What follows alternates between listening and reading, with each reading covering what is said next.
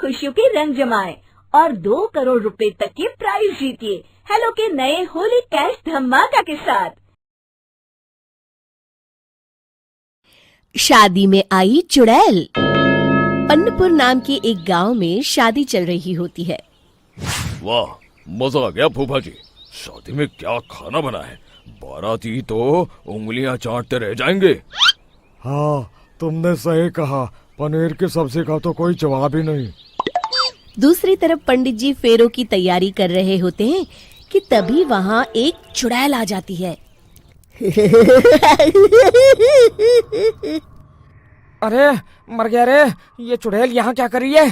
अरे दिवाकर जी, ये आपकी कौन सी रिश्तेदार है? अरे मुझे क्या पता, क्या भाग्यवान, कहीं ये तुम्हारे मायके से तो नहीं आई है।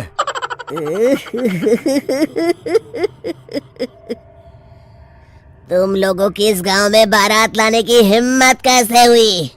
मेरे रहते इस गांव में किसी की शादी नहीं हो सकती। अब तुम लोग देखो मैं क्या करती हूँ। अरे मर गया रे, मैंने सुना है ये जबान की पक्की है। भागो रे भागो, वरना ये चुड़ैल किसी को नहीं छोड़ेगी।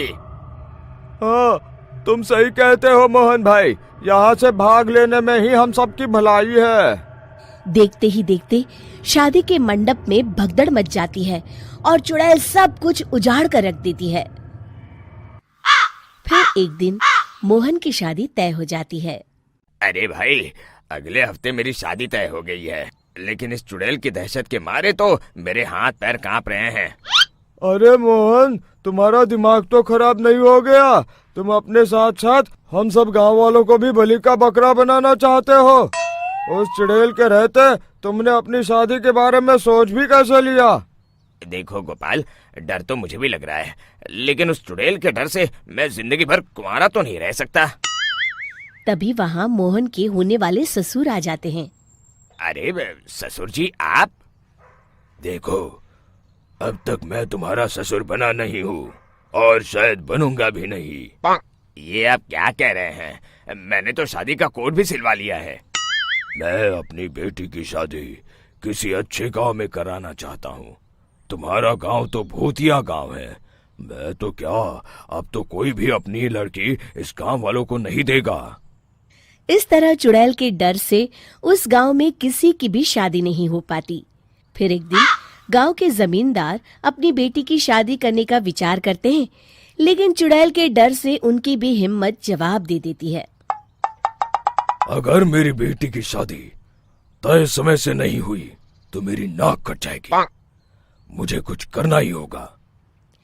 एक सलाहकार के कहने पर जमींदार काशी से एक बहुत ही नामी तांत्रिक को अपने घर बुलवाते हैं, जो भूत चुड़ैल को पकड़ने में माहिर माना जाता था।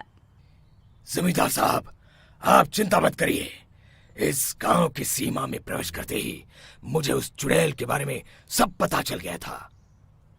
आप उसे जल्दी से जल्दी कैद कर लीजिए ताकि मैं अपनी बेटी की शादी कर सकूं। जब वो चुड़ैल एक इंसान थी, तब ठीक उसकी शादी करने वाले दिन ही उसकी और उसके होने वाले पति की एक दुर्घटना में मौत हो गई थी। उसका होने वाला पति आज भी भूत बनकर जंगल में भटकता है। इसलिए जब तक चुड़ैल की शादी नहीं हो जाएगी, वो किसी और की भी शादी नहीं होने देगी। ये आप क्या कह रहे हैं? अगर वो भूत भी हमारे गांव में आ गया तब हमारा क्या होगा? ये आदमी बीच में बहुत बोलता है, इसे बाहर निकालो। उसके बाद तांत्रिक बताते हैं कि अगर उस भूत के साथ चुड़ैल की शादी करा दी जाए तो वो चुड़ैल हमेशा हमेशा के लिए उस गांव को छोड़कर चली जाएगी। जमींदार साहब, आप अपनी बेटी की शादी की तैयारी शुरू कर दीजिए। मैं कुछ गांव वालों को अपने साथ लेकर उस भूत को ढूंढने जंगल की ओर जाता हूँ। इस तरह जमींदार निश्चित होकर अपनी बेटी की शादी करवाने लगते हैं, लेकिन तभी वहाँ चुड़ैल आ जाती है। मैंने तुम गांव वालों को समझाया था ना कि इस गांव में कभी कोई शादी नहीं करेगा। लगता है तुम लोग मुझे हल्के में ले रहे हो। चुड़ैल जमींदार की बेटी को उठा लेती है।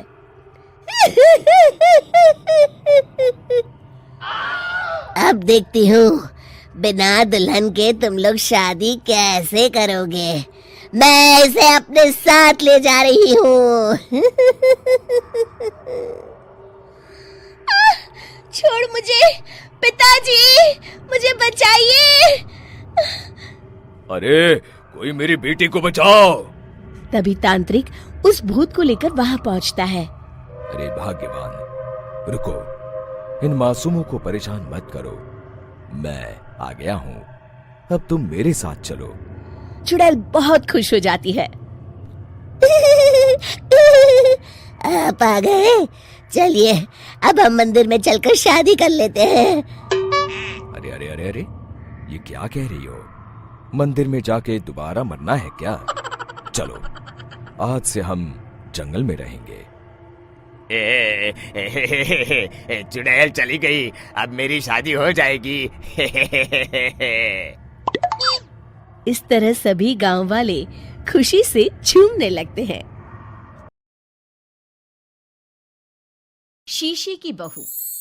देखो, साफ साफ बोलने वाला इंसान तो हर किसी को पसंद है, लेकिन कोई इतना भी साफ बोले तो क्या होगा?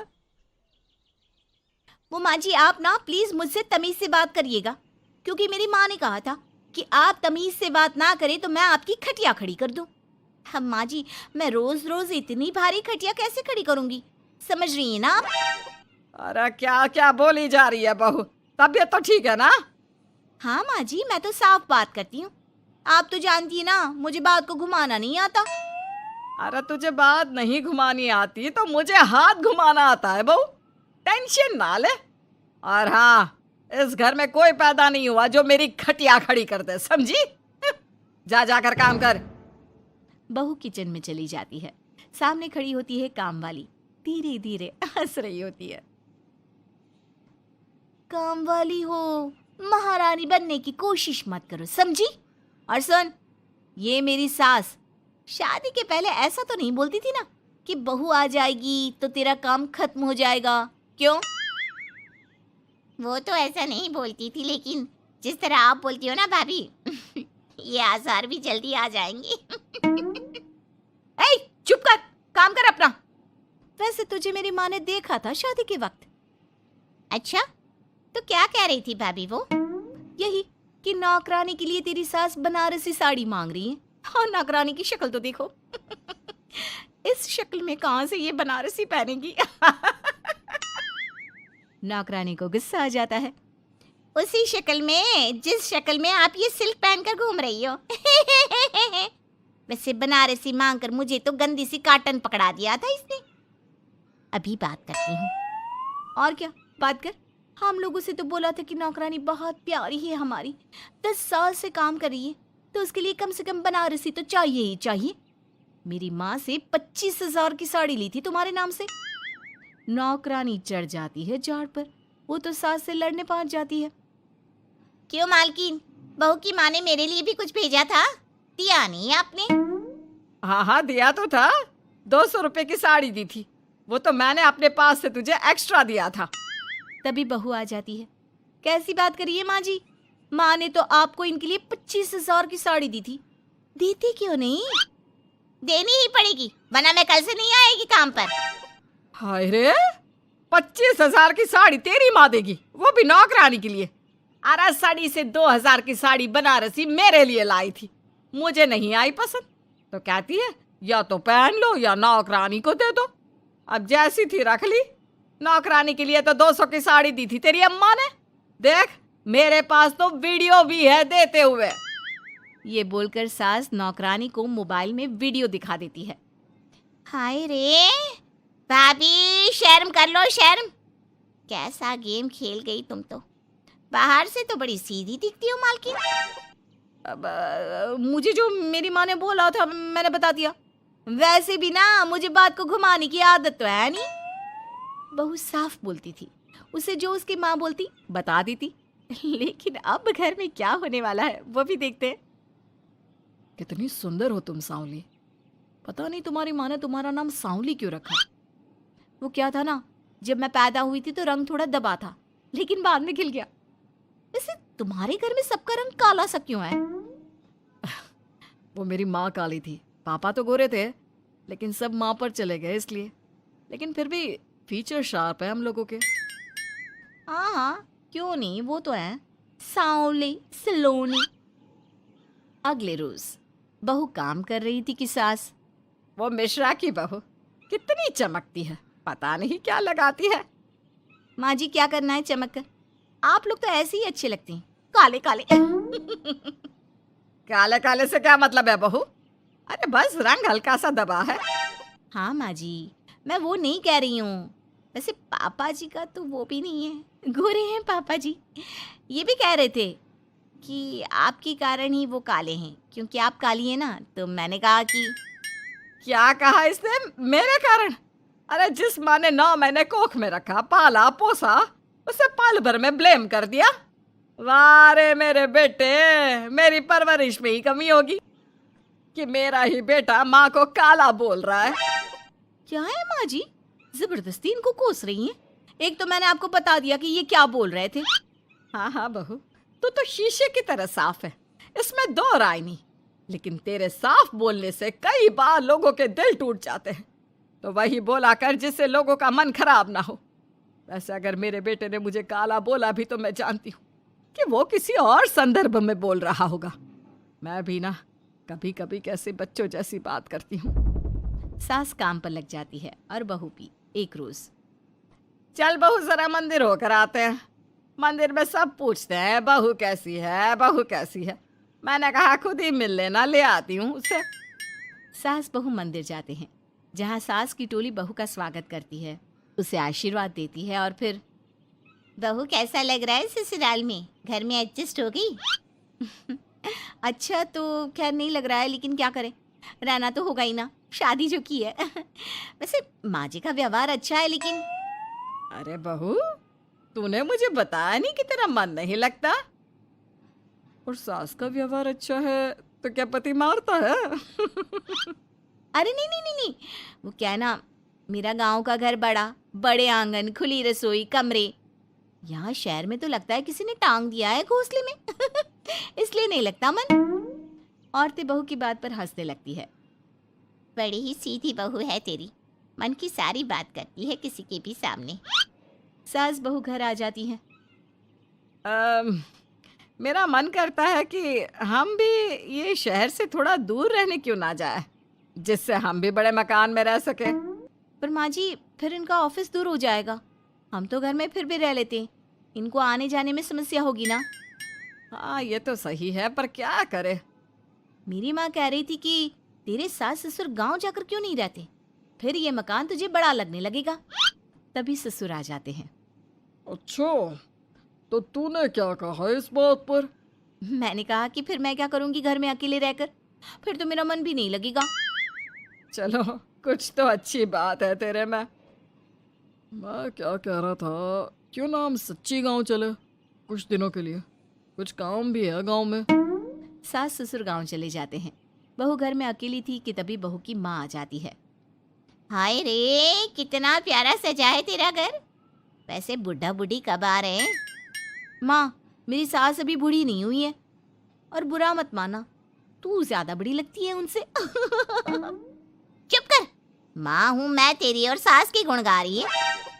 वैसे बेटी शहर में रहने का शौक बहुत है मुझे, काश मैं भी रह पाती शहर। हाँ तो आ जाना माँ, भाई को बोल यही नौकरी करे, पिताजी भी कोई काम शहर में कर लेंगे, और तू भी देख लेना कोई काम। क्योंकि माँ जितना आराम गांव में है ना, शहर में नहीं है। यहाँ तो हर चीज खरीद कर ही खानी पड़ती है, ना कोई खेत ना कोई खलियान। तेरे सास ससुर परमानेंट गांव चले जाए तो मैं यहाँ तेरे पास रह लूँ, रोज घूमूं फिरूं, शॉपिंग करूं, शहरी मेम बनकर रहूं। वैसे तू क्या ये साड़ी सूट में रहती है? अरे तू भी शर्ट पैंट पहना कर। तुम कहती हो तो मैं कल ही लेकर आती हूँ। शॉपिंग करने चलेंगे ना। बेटी शहरी कपड़े लेकर आती है और पहन लेती है। अरे ये क्या पहना है, तुम तो साड़ी सूट में ही अच्छी लगती हो। अरे दामाद जी, हमने बेटी शहर में भी आई है, यही सब पहनाना था तो वो कल्लू का बेटा जो गांव में था वो ठीक नहीं था क्या? उससे ना करवा देती शादी? माँ कल्लू का बेटा तो गूंगा था ना, उससे कैसे कर लेती शादी? और उसे तो मैं भाई मानती हूँ। कुछ भी मत बोला करो माँ। माँ सर पर हाथ रख लेती है। अच्छा बेटी, मैं तो चली, तेरी सास कभी भी आ सकती है। तो माँ से मिलकर जाइएगा ना। अरे नहीं नहीं, वो क्या है ना, बंधन में रहना पसंद नहीं है हमको। समधन जी की जबान तेज है थोड़ी। बुरा मत मानना, चलते हैं हम। माँ तो चली जाती है, लेकिन पीछे से बेटी को पहना कर जाती है वेस्टर्न कपड़े। और माँ के जाने के बाद एंट्री हो जाती है सास ससुर की। बहू खड़ी होती है पैंट शर्ट में। बहू, ये क्या पहना है? बहू, इस घर में ये सब नहीं चलेगा। यही सब वाली लड़की लानी होती तो हम शहर की ना ले आते। माँ जी, मेरी माँ ने कहा है कि उन्होंने मेरी शादी शहर में इसलिए नहीं की कि मैं साड़ी और सूट पहनूं। तेरी माँ आई थी क्या? हाँ, वो आप लोग गए थे ना तो आ गई शहर घूमने। तो फिर चली क्यों गई? क्योंकि माँ जी की जबान तेज है ना। अरे क्या बोली जा रही हो? क्यों? अबे यही तो बोला था माँ ने, तुमने नहीं सुना था क्या? देख बेटा, ऐसी बात नहीं करते। खैर जा, कपड़े बदल ले। नहीं, अगर बहू तुझे ठीक लग रहा है तो बेटा पहन ही रह। पर मुझे ये टाइट कपड़े अच्छे नहीं लगते।